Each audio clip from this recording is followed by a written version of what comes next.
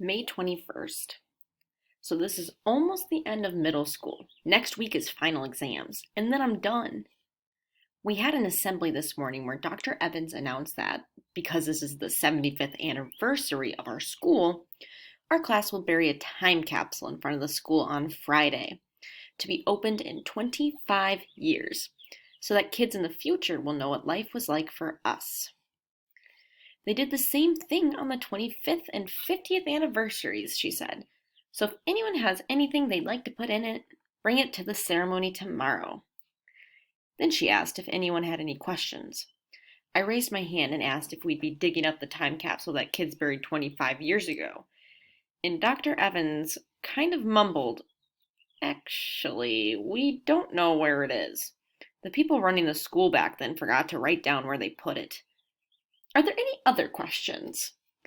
And I raised my hand again and said, "Weren't you the one running the school 25 years ago?" And then she muttered something and dismissed the assembly. Kevin, Chuck, and I spent all of lunchtime talking about what we'd put into the time capsule. Kevin suggested maybe we could put some pencils and erasers in there. But Chuck said he was pretty sure that pencils and erasers would still be around in 25 years. I finally decided that I'd bring in one of my comic books because it'll probably be worth a lot of money in 25 years. And all I need to do is show up when they dig it up, and I can claim it. May 22nd. Toothpaste is a weird word because it sounds like you should use it to glue your teeth in. We should call denture adhesive toothpaste and call toothpaste something else like mouth scrub. May 23rd. Tonight at dinner, my mom asked Sophie how school was today, and Sophie said it was great. We played tag on the playground, and I won. And I said, "How do you win at tag?" And she said, "It's easy. When you're tagged, you don't chase anyone. You just sit down and you wait. Sooner or later, the people who are playing the game will get tired of waiting for you to chase them, and they'll decide someone else is it." And my mom said, "So how does that mean you won?" And Sophie said, "Because you've bent them to your will. That means you're better than them." I need to remember to be nice to Sophie because I'm pretty sure that one day I'm going to be working for her. May 24th. This morning we buried the time capsule at school. A bunch of people brought stuff to put in it. I put my comic book in it, and Chuck brought some of his old video game cartridges that he doesn't use anymore. And Kevin brought a few erasers, and Doug Spivak brought a paper bag full of his old Pokemon cards. So kids in the future will understand what we did for fun.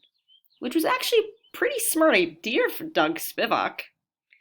Anyway, they sealed it all up this morning and buried it. At lunch, I saw Doug Spivak sitting there, staring at an empty brown bag and a pile of Pokemon cards. I said, I thought you put those in the time capsule."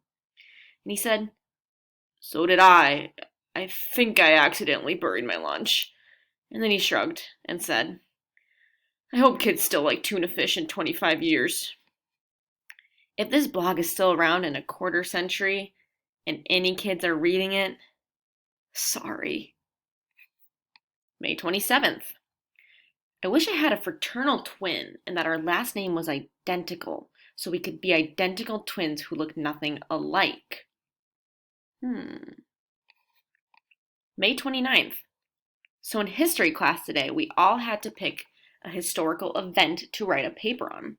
I chose the Alien and Sedition Acts because they had alien in the name. But it turns out they don't involve aliens at all. After school, I went to the library to check out some books for research, and the librarian said I wasn't allowed to because I have an overdue Percy Jackson book from last November. It's really aggravating. May 30th. Well, I had to tear apart my bedroom last night, but I found my missing library book and brought it back to the library. The librarian said that I owed $49.70 in late fees on the book. 35 cents a day for 142 days? I said.